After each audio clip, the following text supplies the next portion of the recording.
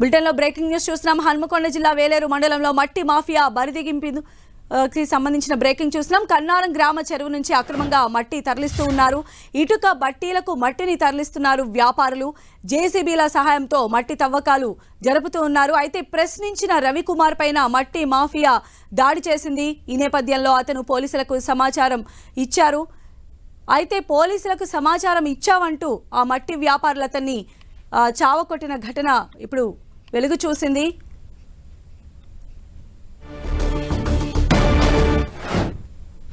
కన్నారం గ్రామంలో అక్రమంగా నల్లమట్టిని ఇటుక బట్టీలకు జేసీబీ వాళ్ళు ట్రాక్టర్ కలిసి తరలిస్తా అంటే నేను పోయి ఎటు పోతుంది అది మట్టి? ఇటుక బట్టికి పోతుంది. నాగారం ఇటుక బట్టికి పోతుంది. ఇది వద్దు, మన చెర్ల మట్టి మన పొలాలలో పోసుకుంటే మనకు మంచిగా ఉంటుంది. చెర్ల ఈ మట్టి తీస్తే నీళ్లు ఇనుకుతాయి, తొందరగా చెరువు ఎండిపోతుంది. చెర్ల మట్టి తీయద్దు, ఏ పర్మిషన్ లేకుండా తీస్తా అంటే నేను ఆపించిన తర్వాత ఇంకిద్దరు ముగ్గురు పెద్ద మనుషులు వచ్చి తీయనిది చెరువు లోతవుతుందంటే నేను సపరేట్గా ఇంటికి పోయిన అక్కడ నుండి. వీడ 50,000 దండగా చేసి వీడిని కొట్టాలి అది ఇది అని తిడతాంటే అరే తిట్టకుర్రి, నేను ఎవరికి ఫోన్ చేయలేదు, నేను నా తప్పేం లేదు, నేను ఎవరికి చేయలేదు, ఎందుకు మీరు 50,000 ఇచ్చారు, ఇవ్వాల్సిన పనే ఉన్నదని నేను అన్నా. నలుగురు మొత్తం ఏకమై మొత్తం ఎక్కడ పడితే అక్కడ ఈడ కొట్టిరు